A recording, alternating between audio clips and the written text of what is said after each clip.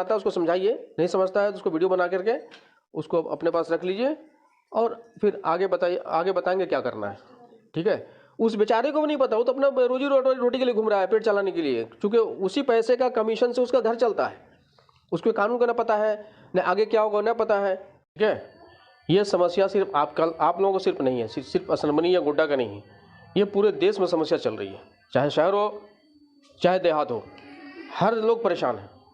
और आपसे ज़्यादा परेशान कहीं बड़ी बड़ी कंपनी वाले हैं, जो बड़ी बड़ी कंपनी 50-50 करोड़ गाड़ी में घूमने वाला था, आज रोड पे आ गया है लॉकडाउन की वजह से, या जो भी सिचुएशन रहा हो। आपने एक ज़माने से पहले से सुना होगा कि बड़ी बड़ी कंपनियां का सरकार लोन माफ़ कर देती है। क्यों? बड़ी बड़ी कंपनी भी दिवालिया हो जाती है। वो बड़ी बड़ी कंपनी का लोन माफ़ हो रहा है जनता के पैसे से। पहले तो ये जानना होगा कि जनता का अधिकार क्या है, जनता का इस देश के अंदर क्या मकाम, क्या पोजीशन है। ठीक है,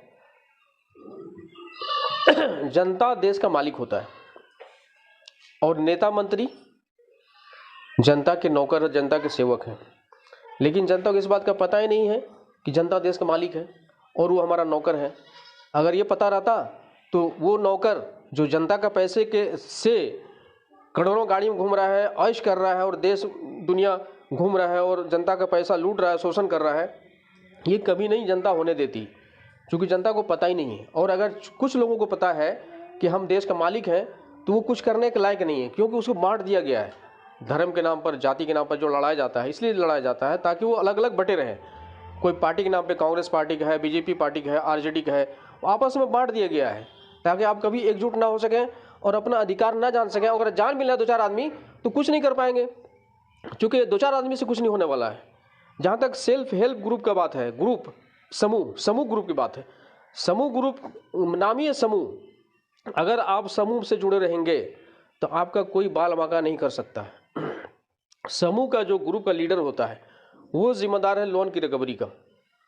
अगर आपने लोन लिया है या किसी और के नाम से उठाया, बहुत लोग बोलते हैं कि हम उसके नाम से उठाया है, वहाँ नोटिस चला जाता है, वो परेशान होता है, हम आपस में रिलेशन खराब होता है। बगैर तहकीक लोन दे दिया वो ज़्यादा जिम्मेदार है।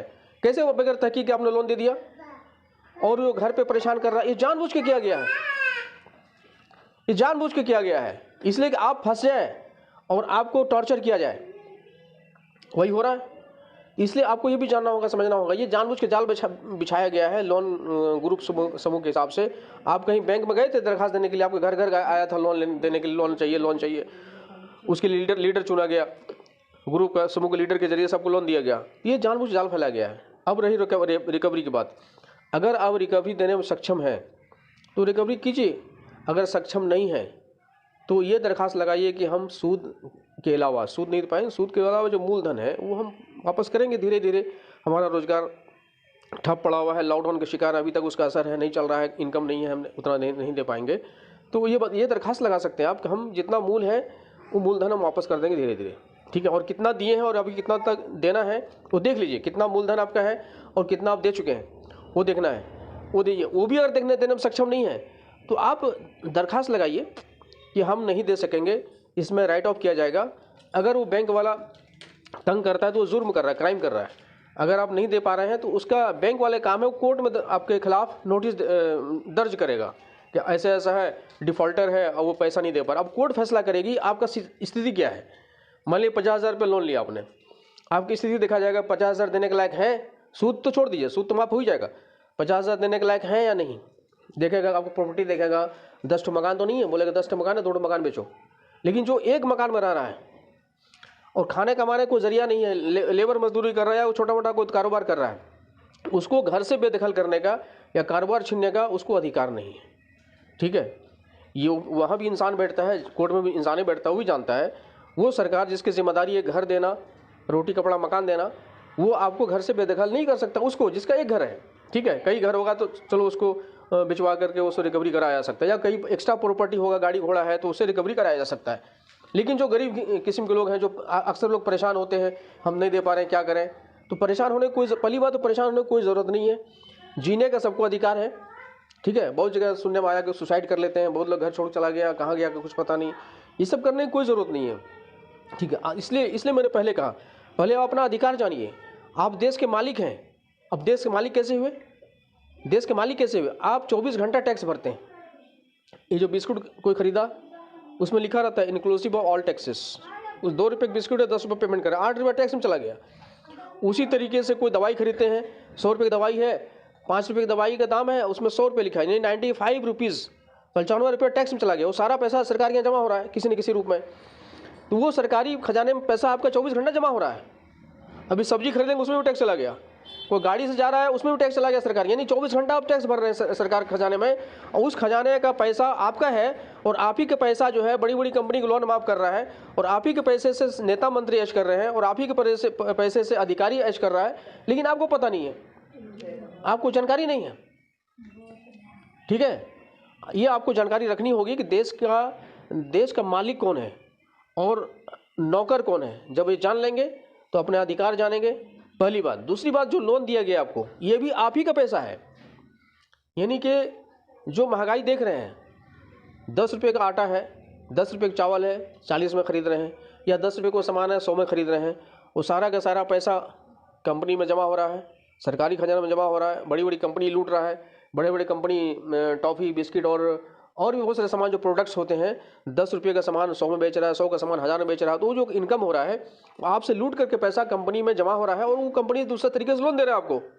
बात समझिए, वो लोन दे रहा है आपको, और लोन से आपको कंट्रोल किया जा रहा है। ये बड़ी चालाकी के साथ पब्लिक को कंट्रोल करने का एक सिस्टम बनाया गया है। अब ऐसे में आपको करना क्या है, सॉल्यूशन पे आइए। ज़्यादा लंबा अगर बोलेंगे तो फिर आप लोग बोर हो जाएंगे। सॉल्यूशन देखना है कि इसका सॉल्यूशन, इसका समाधान क्या है। समाधान ये है कि सबसे पहले आपको जागरूक होना पड़ेगा, हमारा अधिकार क्या है। पहली बात, हम देश का मालिक हैं। देश का मालिक कैसे हुए? क्योंकि हम सरकारी खजाना में पैसा जमा करते हैं 24 घंटा। कैसे करते हैं वो मैंने आपको समझा दिया, ठीक है, कैसे करते हैं सरकारी खजाना में पैसा वो समझा दिया मैंने आपको। अब जब मालिक है तो आपका नौकर कौन है? तो नौकर वो नेता मंत्री है, जो सरकारी खजाने से पैसा लेता है वो आपका नौकर है। चाहे पुलिस हो, चाहे IAS अफसर हो, चाहे DC हो, SP हो, चाहे विधायक हो, सांसद हो, वो आपके नौकर हैं। तो नौकर आपके खिलाफ कानून बनाए और आपके ऊपर जुल्म करे, ये तब हो सकता है जब मालिक को अपना अधिकार नहीं पता, और अगर अधिकार पता है लेकिन मालिक कमज़ोर है, तभी नौकर हावी हो सकता है। तो आपको संगठित होना पड़ेगा, यूनियन बनाना पड़ेगा, पब्लिक को जागरूक करना पड़ेगा। हमने लोन लिया है, ठीक, अच्छी बात है, लोन लिया है, भरेंगे, लेकिन अगर नहीं भर पा रहे हैं तो उसके लिए कोई परेशान नहीं कर सकता है आपको। इसलिए आपको यूनाइट होना पड़ेगा, सबको जागरूक करना पड़ेगा, पहली बात। दूसरी बात है कि इसके लिए एक तहरीक चल रही है पूरे इंडिया लेवल पे, ठीक है, कर्जा मुक्ति अभियान पूरे देश में काम चल रहा है, सिर्फ आप ही परेशान नहीं है। और देखिए कितनी बड़ी साजिश किया गया है। ये साजिश किया गया है कि घर में लोन दे दिया गया, समाज में बेइज्जत हो रहे हैं, घर छोड़ के चला गया दिल्ली और मुंबई कमाने के लिए, वहाँ पर शोषण हो रहा है, वहाँ पर लेबर की तरह, लेबर से भी कम पैसे में कंपनी में लोग काम करने के लिए मजबूर है, चूँकि बहुत सारे लोग वहाँ पहुँचे हुए हैं आपकी तरह, बहुत सारे लोग पहुँचे हैं आपकी तरह, और वहाँ भीड़ की वजह से लेबर का शोषण हो रहा है। जहाँ पर 500 टका 400 रुपये 500 लेबर कॉस्ट यहाँ देहात में, वहाँ शहर में 200-300 रुपये पर डे के हिसाब से काम करने के लिए मजबूर है लोग। आप नहीं कीजिएगा, दूसरा आदमी करने के लिए तैयार है, भीड़ लगी हुई है, वो इतना इनकम नहीं होगा घर का किराया दे सके, ठीक है। तो वहाँ भी शोषण हो रहा है, यहाँ भी शोषण हो रहा है, आप कहीं बच नहीं सकते हैं। बचने का एक ही रास्ता है, आपको यूनाइट होना पड़ेगा, तहरीक चलानी पड़ेगी, इसके खिलाफ आंदोलन खड़ा करना पड़ेगा, समझाना पड़ेगा घर घर जा करके। जो लोन लिया वो भी समझे, जो नहीं लिया वो भी समझे, ये सब के लिए है, क्योंकि ये बीमारी है, ये आग है, ऐसी आग है हर जगह फैलेगा। आज हमारे घर में आया, कल दूसरे घर में जाएगा। इसलिए सबसे पहला इसका समाधान है पब्लिक को जागरूक करना, और जागरूक के साथ साथ यूनाइट होना, ठीक है। और जनता सरकार मोर्चा भी है, इसके लिए काम कर रही है। लेकिन जो बड़े पैमाने पर जो काम हो रहा है, कर्जा मुक्ति अभियान, जो सुप्रीम कोर्ट में अर्जी दाखिल कर दिया गया है, भारत सरकार सोचने मजबूर है कि इसके लिए क्या किया जाए। एक एडवोकेट शाहनवाज चौधरी हैं जो इसको लीडिंग कर रहे हैं। उनका कहना यह है कि जब बड़ी बड़ी कंपनी का करोड़ों अरबों रुपया लोन माफ़ हो सकता है, तो जनता का लोन क्यों नहीं माफ़ हो सकता, जबकि जनता का ही पैसा है, कंपनी का पैसा नहीं था।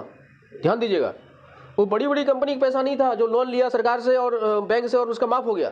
ये जनता का पैसा है जिसे हम लिए हैं लोन, और जनता का पैसा से लिया हुआ कर्जा, जनता का पैसा लोन क्यों नहीं माफ़ होगा, ये सवाल पैदा किया गया। सरकार मजबूर है, यस भी नहीं बोल सकती, नो भी नहीं बोल सकती, हाँ भी नहीं बोल सकती, नहीं भी नहीं बोल सकती। नहीं बोलेगा तो नहीं बोल नहीं सकता, चूँकि लोन माफ़ कर चुका है, नहीं बोलेगा तो फंस जाएगा, और हाँ बोलेगा तो भरना पड़ेगा। इसलिए सरकार मजबूर है, कसम है, क्या करें।